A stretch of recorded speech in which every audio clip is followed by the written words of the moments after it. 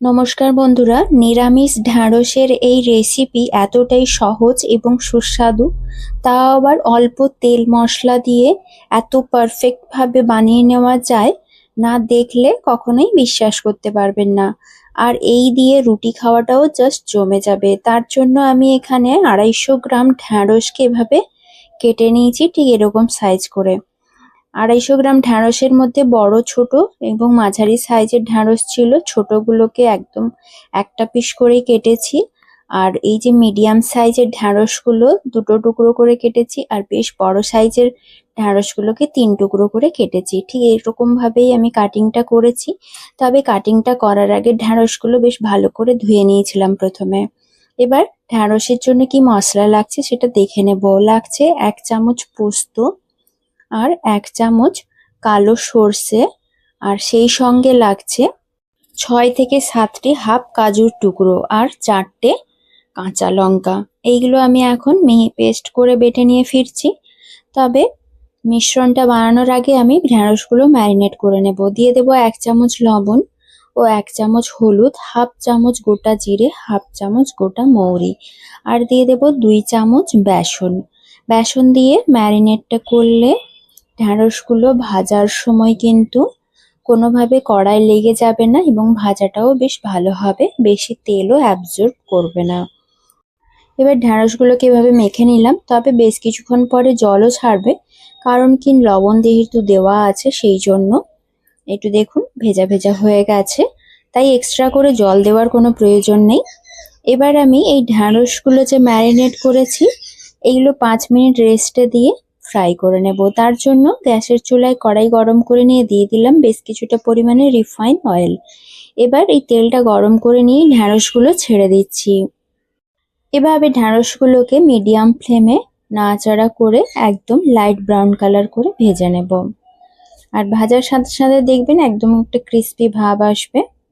আর এইভাবেও ঢ্যাঁড়সগুলো কিন্তু ভেজেও খেতে পারেন, বেশ মজা লাগে। আর এই পর্যায়ে দেখুন ঢ্যাঁড়সগুলো বেশ ভালো মতো ভাজা হয়ে যাওয়ায় তুলে রেখে দিলাম একটি পাত্রে।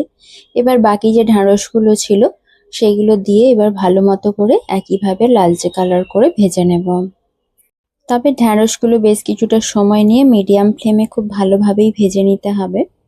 আর এই পর্যায়ে দেখুন বাকি ঢ্যাঁড়সগুলো প্রায় ভাজা কমপ্লিট হয়ে গেছে। এখন এইগুলোও তুলে ওই পাত্রে রেখে দেব।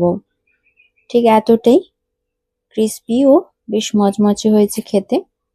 এবার চলে যাব ওই গ্রেভিটা বানানোর জন্য।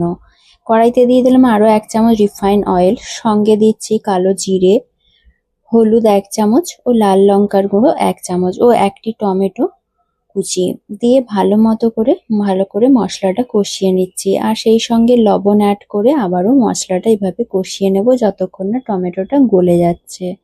আর এখন ঢাকা চাপা দিয়ে টমেটোটাকে বেশ কিছুটা সময়ের জন্য রান্না করে নিলাম। টমেটো একদম সেদ্ধ হয়ে গলে গেছে। এখন অ্যাড করলাম 1 চামচ আদা বাটা।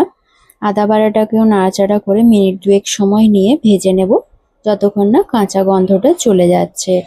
আর এই পর্যায়ে আদা ভাজার সুন্দর একটা ফ্লেভারও ছেড়েছে আর তেলও ছেড়ে দিয়েছে। সেই জন্য এখানে অ্যাড করছি সর্ষে, পোস্ত ও কাজু, কাঁচা লঙ্কা বাটা দিয়ে এবার বাটি ধোয়া অল্প জল দিয়ে ভালো মতো করে নাড়াচাড়া করে মশলাটা কষিয়ে নেব।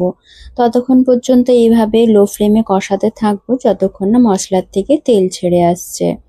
আর এই পর্যায়ে দেখুন মশলার থেকে ধীরে ধীরে তেল ছাড়তে শুরু করেছে। এখন কিছুটা পরিমাণে জল দিয়ে দেব। এখন জলটা দিয়ে গ্রেভিটা তৈরি করে নেব। যাতে কড়াইতে মশলাটা লেগে না যায় সেই জন্য আমি এখানে উষ্ণ গরম জল দিয়ে দিলাম।